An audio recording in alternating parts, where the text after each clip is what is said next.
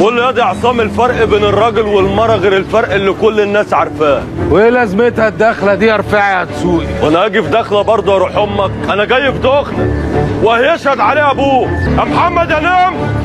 ده مش طريق كلام برضه يا معلم رفاعي. بس يا بابا بتبلغ عني انا يا عصام؟ ده مش بالصوت برضه ولا ايه؟ ده انت معلم يا دوب بتتكلم وانا واقف، ده انت تمسك الشيشه بقى. ايه ده؟ انا قايل من الاول والله العظيم قايل من الاول الذكاء الاصطناعي ده ما كانش له انه يدخل مصر اصلا.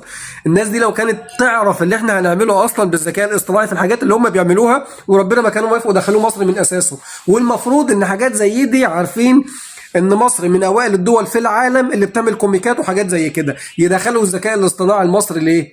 يدخلوا الذكاء الاصطناعي مصر ليه؟ يعني هم عارفين من الاول ان الحاجات دي بتتعمل واحنا اكتر شعب في الدنيا بنعملها، ليه يعملوا كده؟ الله البسوا بقى.